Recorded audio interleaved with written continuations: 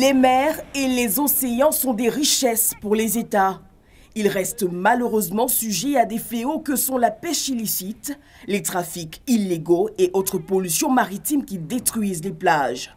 Depuis 2013, les pays du Golfe de Guinée se mobilisent pour lutter contre la criminalité dans leurs eaux par la mise en place et l'élaboration de stratégies nationales.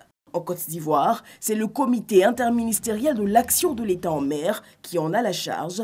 Abdoulaye Fofana explique l'importance du colloque qui ouvre ses portes ce lundi. Avec sa stratégie nationale de l'action de l'État en mer, l'État de Côte d'Ivoire s'est doté d'un outil de gouvernance efficace pour assurer la maîtrise et engager le développement de son espace maritime. Les administrations de l'action de l'État en mer ont pour ambition de faire du monde maritime un pilier de l'économie ivoirienne. 4 jours durant, en collaboration avec le Centre civil et militaire des États-Unis, des experts en provenance de 40 pays travailleront sur les thématiques suivantes: stratégie nationale de sécurité, coordination interadministration et autres, planification de ressources et budgétisation. La sécurité maritime dans des endroits stratégiques, tels que le golfe de Guinée, nous affecte tous. Et ceux qui se livrent à des activités illicites dans le domaine maritime utiliseront les frontières pour éviter les poursuites judiciaires. Nous avons donc besoin des cadres juridiques dans nos propres pays et avec nos voisins maritimes pour veiller à ce qu'ils puissent être traduits en justice. Pour le ministre Sidiki Diakité, représentant le Premier ministre, chef du gouvernement, l'économie bleue ivoirienne pourra jouir de l'avancée des travaux par l'implémentation de la stratégie maritime. Un secteur maritime dynamique, fort et sécurisé, pour nous, est la garantie de l'accroissement de nos économies de façon exponentielle et ce, au profit de nos populations respectives. Les travaux doivent prendre fin le 8 mars prochain.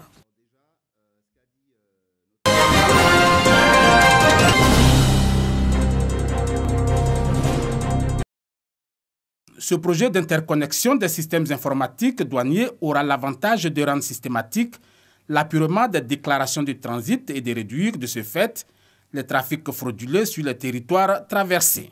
La fiabilité, la mutualisation et la sécurisation des données informatiques sont autant de conditionnalités devant permettre au projet, une fois achevé, d'être un puissant levier d'interface régionale, notamment en matière d'information et de renseignement.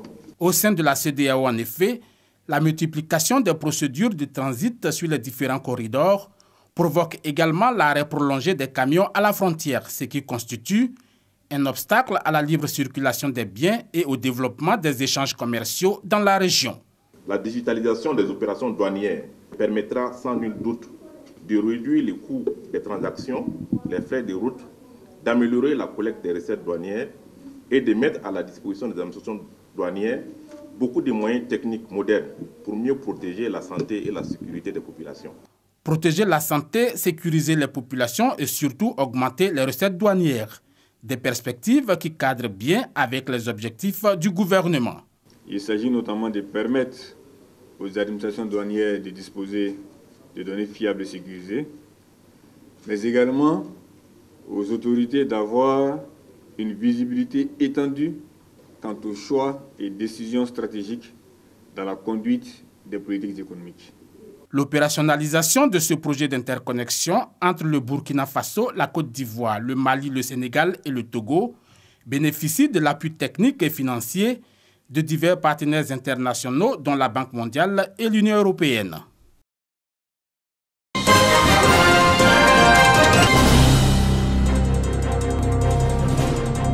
Les journées carrières du ministère de l'Éducation nationale, de l'enseignement technique et de la formation professionnelle visent à réunir sur un même plateau élèves, parents d'élèves, structures de formation et professionnels des différents corps de métier pour des échanges. Après l'étape de Mans, l'année dernière, qui a mis en évidence toutes les opportunités de carrière offertes par les secteurs agricoles et miniers, il revient à Daloa, chef-lieu de la région de Haut-Sassandra, d'accueillir cette année la 6e édition du 8 au 10 mars 2018 les journées de Daloa nous invitent à nous apaisantir sur l'épineuse question de la formation et de l'insertion socio-professionnelle. Objectif, orienter les choix de vie des élèves à travers des séries et filières opportunes.